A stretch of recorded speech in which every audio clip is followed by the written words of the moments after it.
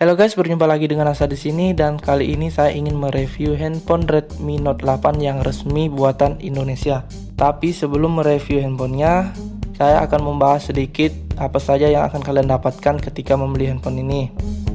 Pertama, kalian akan mendapatkan case handphonenya, dimana case-nya ini sangat keren karena ada penutup untuk lubang USB pada handphone kalian sehingga dapat melindungi dari debu atau kotoran. Selanjutnya ada kepala cas. Casnya ini sudah mendukung 5 volt 2 ampere atau 10 watt.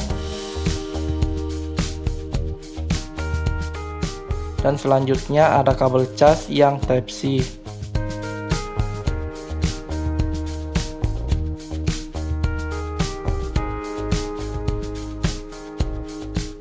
Selanjutnya ada buku panduan. Dan yang terakhir, SIM injector untuk membuka kartu SIM di handphone kalian. Oke, mari kita lanjut pada review handphonenya. Dengan harga yang terjangkau, Redmi Note 8 mengusung beberapa fitur yang biasanya hanya bisa didapatkan di ponsel dengan price point yang lebih tinggi. Ia telah memiliki display Full HD Plus dan sudah mendukung USB Type C. Di atas kertas, performa Redmi Note 8 terbilang cukup memuaskan. Dalam mendukung performa Redmi Note 8, Xiaomi menyelipkan baterai berkapasitas 4000 mAh. Baterai ini bisa bertahan dari pagi hingga malam dalam pemakaian normal, seperti browsing media sosial, chatting, dan memainkan game sesekali. Untuk mengisi ulang daya, Xiaomi menyediakan pengisian ulang cepat 18 watt. Durasi pengisian daya bisa dibilang sangat cepat dari 20% hingga penuh memakan waktu sekitar kurang lebih 2 jam saja. Tetapi daya tarik utama dari handphone ini tentunya pada kameranya. Redmi Note 8 ini memiliki 4 kamera belakang yang salah satunya berukuran 48 megapiksel. Dari desain Redmi Note 8 hadir dengan clear gradasi yang kekinian. Dari warna, HP ini memiliki 3 varian warna yakni Moonlight, Speck Black, dan Neptune Blue. Nah, yang saya miliki ini adalah Neptune Blue. Pada belakang HP ini memiliki gradasi warna biru muda bagian atas dan ungu bagian bawahnya, yang jika terkena cahaya akan muncul garis-garis yang meliuk-liuk.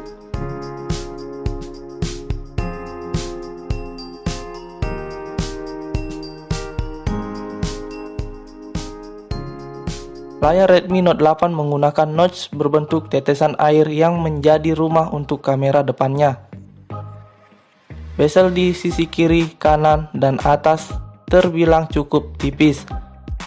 Tapi dagu di bagian bawah terbilang lebar yang cukup untuk menaruh logo Redmi. Yang paling saya sukai dari desain HP ini yaitu pada bagian ujung kiri, kanan, dan bawah layar yang dihiasi list berwarna biru yang membuat tampilan ponsel seperti dikelilingi halo.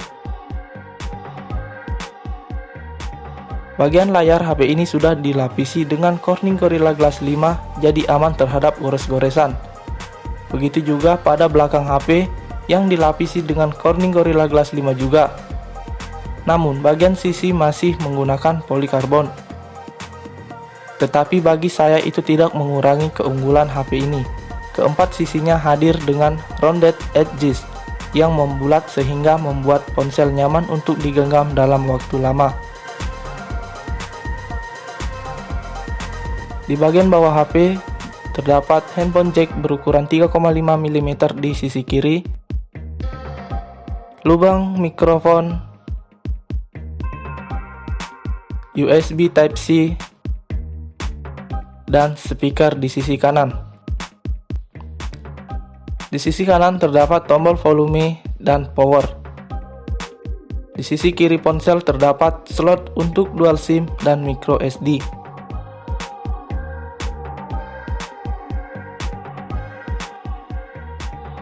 Untuk bagian bawah belakang handphone ini sudah dilengkapi dengan sensor sidik jari di bagian tengah dan logo Redmi di bagian kiri bawah. Sensor sidik jari ini sudah bekerja dengan cukup responsif dan akurat.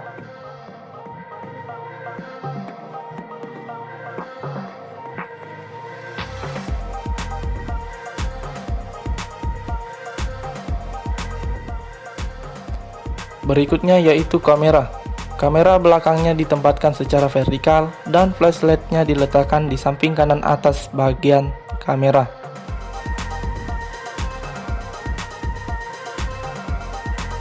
Bagian kameranya menonjol cukup tinggi dibandingkan permukaan ponsel, sehingga jika ponsel ditaruh di permukaan rata seperti meja, tidak bisa berbaring dengan sempurna.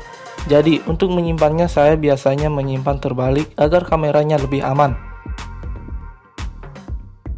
Nah, handphone ini sudah menjalankan sistem operasi Android 9P yang antarmukanya menggunakan MIUI 11 yang tidak banyak perubahan dibandingkan MIUI versi sebelumnya. Tetapi versi terbaru ini membawa dark mode yang bisa membuat mata menjadi lebih nyaman ketika menggunakan ponsel di ruangan yang gelap.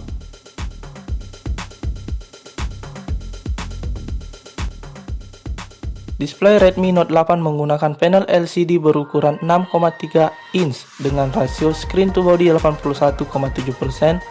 Layarnya memiliki resolusi 1080x2340 pixel Full HD Plus dengan rasio aspek 19,5:9.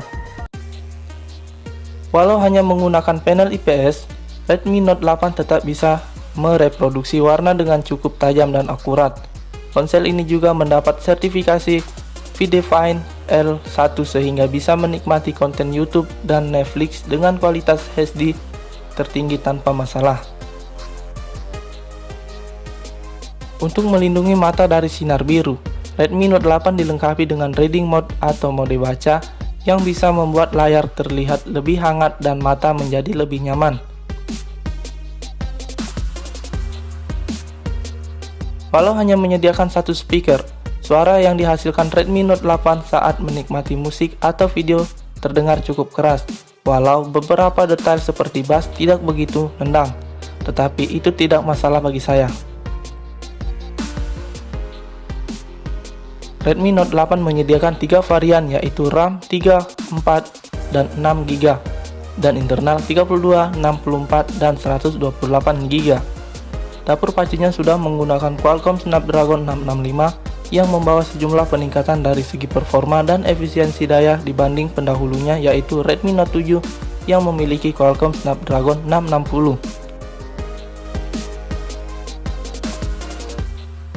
Dengan spesifikasi seperti ini, aktivitas sehari yang biasa dilakukan di ponsel, termasuk multitasking dan gaming, bisa dilakukan dengan mulus.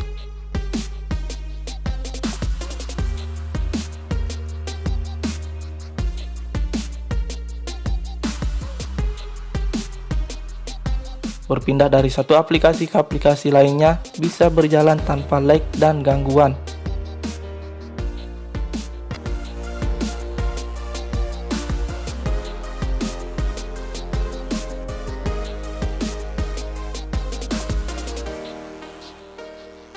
Daya tarik sebuah handphone tentu pada kameranya. Redmi Note 8 memiliki 4 kamera belakang. Kamera utamanya adalah 48 megapiksel dengan teknologi 4-in-1 pixel binning yang secara default mengambil gambar 12 megapiksel. Selanjutnya ada kamera ultrawide 8 megapiksel, kamera makro 2 megapiksel, dan depth sensor 2 megapiksel. Performa kamera Redmi Note 8 terbilang cukup memuaskan. Kamera utamanya, baik dalam mode default atau 48 megapiksel, bisa mengambil gambar dengan warna yang cukup akurat dan detail yang jelas. Untuk mendukung fotografi dalam keadaan minim cahaya, Xiaomi pun menyediakan fitur night mode. Tidak seperti mode gelap pada umumnya yang bisa membuat foto minim cahaya terlihat lebih terang. Night mode di Redmi Note 8 bekerja seperti HDR yang didistribusikan highlights lebih merata. Beralih ke kamera ultrawide yang performanya terbilang lumayan. Tidak terlihat perubahan warna dibandingkan dengan foto yang diambil oleh kamera utama dan hasil foto juga tidak terlihat cekung di ujung. Sayangnya, detail objek tidak bisa ditangkap dengan sempurna. Sensor makro juga menjadi fitur tambahan yang sangat menarik, terutama untuk kalian yang hobi fotografi makro. Sensor ini memang memungkinkan kamera untuk mendekati objek dalam jarak yang sangat dekat, tapi resolusi yang minimal menyulitkan untuk menangkap detail dengan sempurna. Depth sensor yang diusung Redmi Note 8 memudahkan pengambilan foto bokeh yang hasilnya pun cukup memuaskan. Deteksi ujung-ujung objek cukup mantap dan efek blur yang dihasilkan terlihat alami. Kalian bisa mengatur level blurnya dari indikator yang ada di viewfinder. Beralih ke kamera depan, Redmi Note 8 dibekali dengan kamera depan 13 megapiksel. Selfie yang diambil dalam kondisi cahaya yang cukup terlihat memuaskan dengan reproduksi warna yang baik. Dalam mode default, kamera ini membuat wajah terlihat lebih mulus dari aslinya. Tetapi, tentu saja kalau ingin lebih mulus lagi, kalian bisa menggunakan fitur beauty. Kamera depan handphone ini juga bisa digunakan untuk mengambil foto portrait. Walau tidak menggunakan sensor khusus, selfie dengan efek bokeh yang diambil terlihat bagus dengan deteksi objek yang mantap. Oke guys, kalian bisa melihat perbedaan foto-foto berikut ini.